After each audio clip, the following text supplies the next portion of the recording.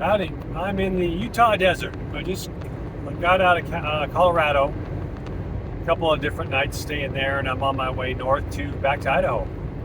It's actually 66 degrees out here, so it's not too cold yet.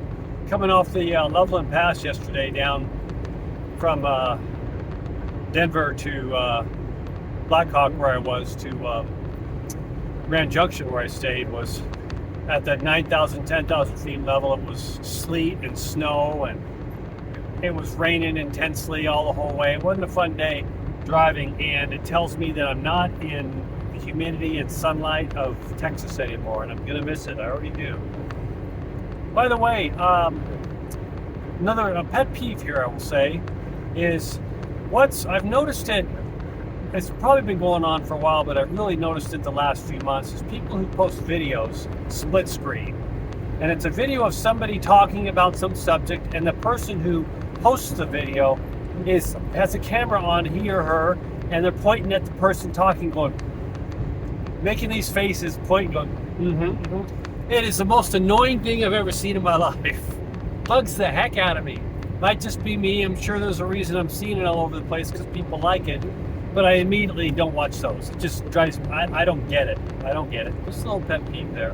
I'm sure I will get it at some point. I just won't watch it. Now on a little more serious note. We know what's going on. Most people, if you're not living under a rock, what's going on with the Palestinian-Israeli situation. It's really boiling. Big picture, I always talk about. I always ask questions. I'm not saying anything about any side, but there are a lot of questions that even the mainstream media and the leaders aren't even talking about. Like I posted something the other day, is the most secure borders in the world, where I've heard from first-hand accounts of, if cockroaches or bugs even approach the fences on the Gaza Strip or in Israel, it's alerting 10 different teams and security guards. Why wasn't that activated? How come people from Hamas came in, literally sauntered in, unopposed? It's just, there's a lot of questions that aren't being answered right now, and I don't have the answers. I'm someone that always looks at the conspiracy, asks questions. But there's a lot of warmongering going on from our country here all around the world. There's a lot of the war hawks have come out. The neocons have come out. Lindsey Graham is saying, we need to destroy them all, destroy everybody. There is political agendas, yes. And what happened is, what the terrorists did was awful, horrible. But there's innocence involved in all of this. And this is what we tend to forget sometimes when our emotions run high. There's innocent people caught in the middle of everything on all sides. So before y'all saying, let's wipe them completely off the earth, who are them? Okay? So that said, though, the bigger picture here is what's going on really? We've got Iran coming in now. We've got Russia putting their 2 cents in. We've got the Biden regime and everyone around them saying we're standing behind Israel. That's all fine and dandy, but there's saber rattling going on, and this could very easily escalate very quickly. And what I think a lot of people aren't seeing, some are, this could go right into World War III. You get a couple of components involved, and we start sending ships, and already the Biden regime is sending, I think, Delta Force to rescue the hostages. This thing can escalate very, very quickly. So the old adage, cooler heads prevail, this is something where the leaders, you would hope, would look at all sides and look how to do this without turning it into one big firestorm.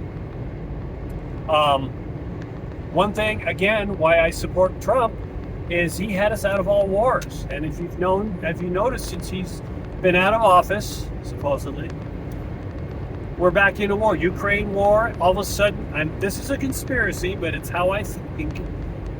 The general U.S. public has really started to get tired of supporting the Ukraine proxy war. It's in all the polls, but they're seeing it. And all of a sudden, we've got this other war coming in. I'm not saying anything. I'm just saying, look at the bigger picture.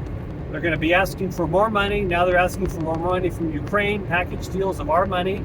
But my main point of all this is this could escalate very quickly. And the other thing that people aren't really noticing, and I'm here to point out, is our borders have been wide open for years. This has been an invasion, and it's not being addressed. It's not being addressed at all. We've had tens of thousands of illegal immigrants coming into our borders, our southern border especially, and for a couple of years now. Who are these people? They're unvetted. So you have to think about this. You know, I'm sure military people think about it. A lot of them are military-age people. Could be, let's just say, Hamas people. Let's just say Chinese nationals, all coming across that border. Everyone coming across our border is unvetted. What if? We're unprotected. We're unprotected. There could be a lot of what ifs going on here, and we're being distracted by so many things. We're not paying attention. Because my point, and I've said this in many videos this last year, we, the collective of Americans, are all, oh yeah, let's go fight this war, let's go get them, let's go behind these, without realizing the consequences of this is coming to our soil at some point. And that's going to change a lot of people's minds when they start to see it on our land, actual war, not in some faraway land. So what's going on now takes cooler heads. We need to look at the big picture and ask hard questions before we're all in trouble, really. And that's just what I have to say. There'll be more about that later. I'm going to get back to driving. I just ran into a truck going 40 miles an hour in a 80-mile-an-hour freeway. Bye.